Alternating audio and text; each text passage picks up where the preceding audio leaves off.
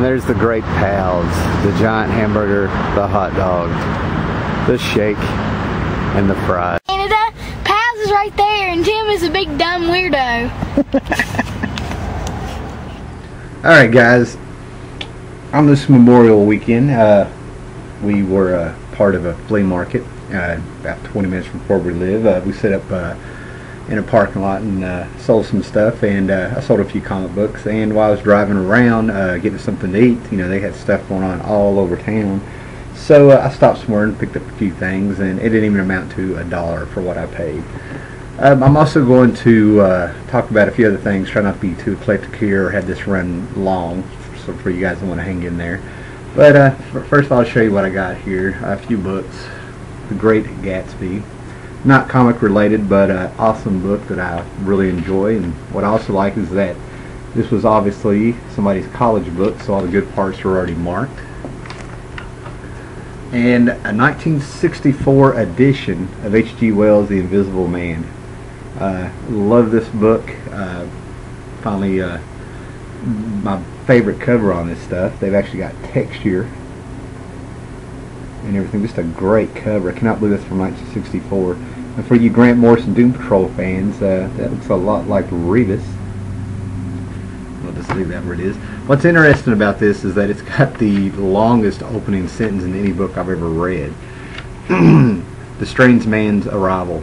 The stranger came early in February, comma, one wintry day, comma, through a biting wind and a driving snow, comma, the last snowfall of the year, comma, over the down, comma, walking as it seemed from Bramblehurst railway station, comma, and carrying a little black portmanteau in his thickly gloved hand, period.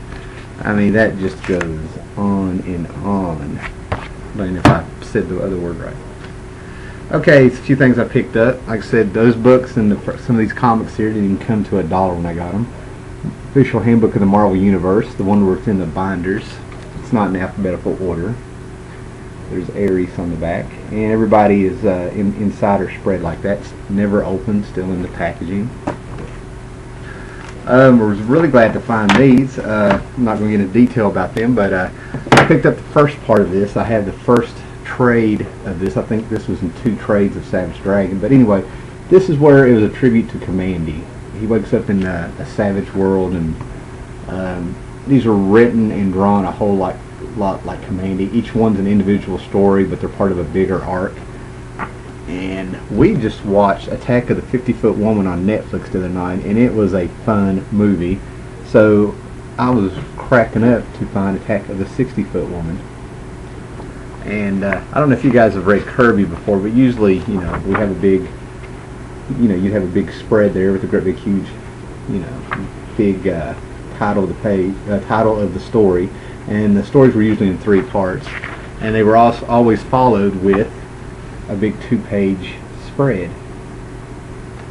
So I was really impressed with Eric Larson for you know, taking the Savage Dragon, which to me is a book for anybody who read Bronze Age books in the 70s.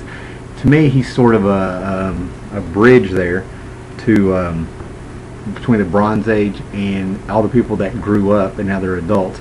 You know, he has some really shocking, violent stuff in there, and some real adult situations, and it's like a Bronze Age book for, you know, middle-aged people, you know, that grew up.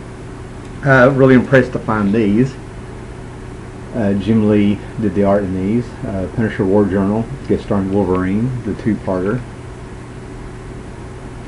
It was a great find. Paid next to nothing. About to finish up my Alan Davis Excalibur books. He plotted these. Scott Lobdell came in and did the words, and Joe Mandura came in and did the art.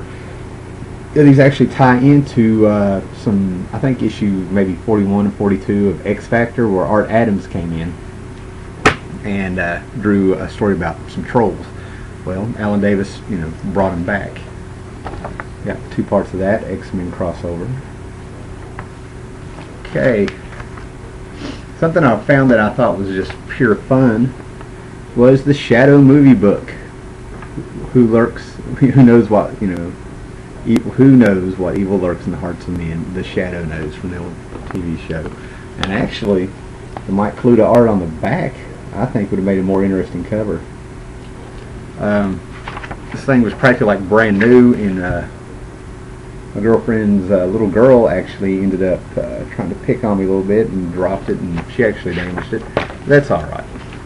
But the shadow, what I remember about that movie, without getting into a big review here, is that it is suffered from Tim Burtonitis. The Dark Knight had come out. I think this movie came out in 94.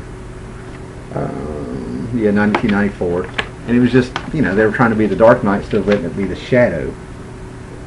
And I can watch this on Netflix, so I might check it out and be a lot more forgiving, because I forgot all the great people that were in there who we are reminded of in this magazine.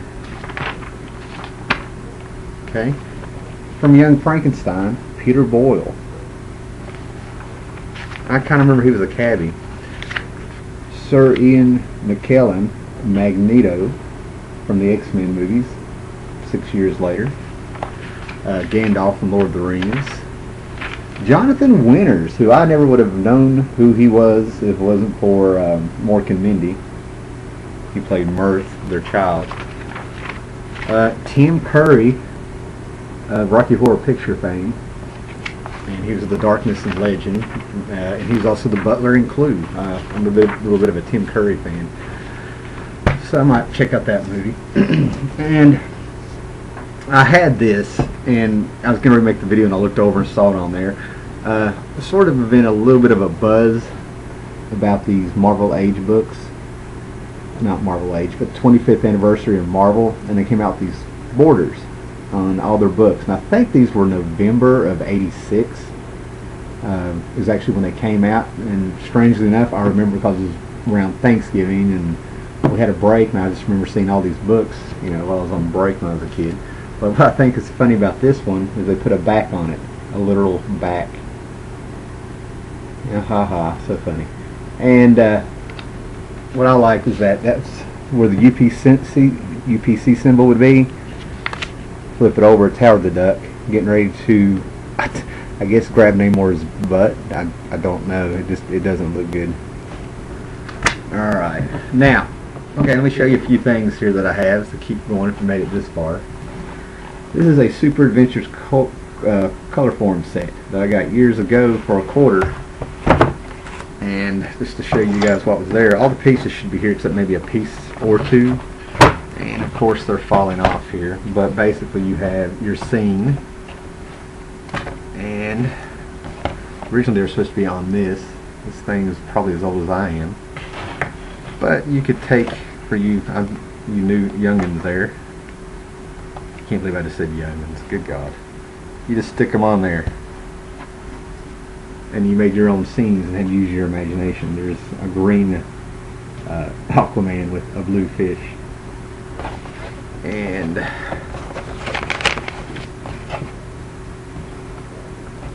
here is some of the figures that came out with. I guess they were going for the kids. I can't remember his name off the top of the bat, but this would be Batmite for Aquaman, or Mr. Mixelpick from, you know, for Superman. This is Aquaman's version. Wonder Woman legs, her lasso. These are of course falling apart. I'm assuming the Shaggy Man. And this is a demon from Ebenezer, Wrath, and Ghast or something like that. There's 3 of them. I'm just kind of wondering how they, I don't know. A little kid's toy, and if you read the books, that's a demon. Robin, and they took that straight off the Batman TV show, in my opinion.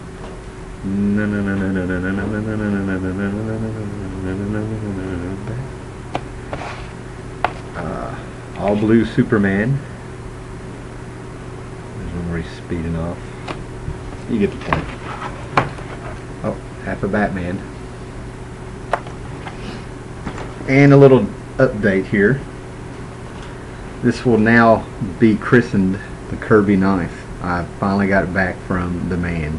And I think the man needs to remember he was just the man, not the king.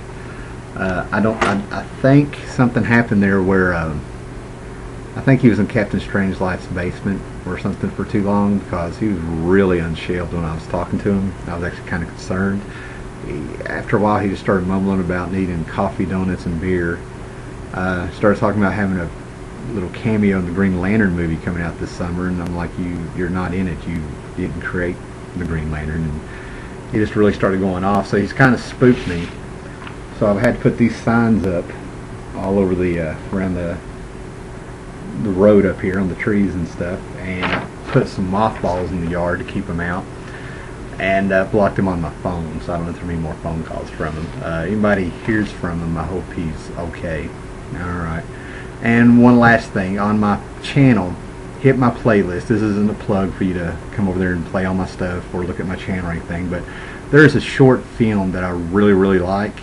I saw it when I was a kid and could not believe I found it on YouTube a couple months ago. It's called Paddle to the Sea, and I think it's in 3 parts. It might take 20 minutes to watch, and it's worth watching beginning to end. Give it a chance.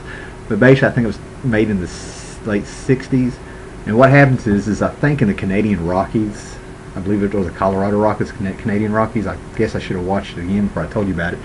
But this little boy, you figure out that he's got some kind of terminal illness. He wants to see the world, and he's too sick. He's never going to do it.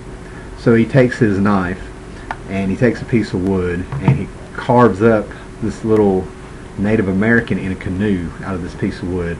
And the thing looks like it's probably at least a foot long or something. And he paints it.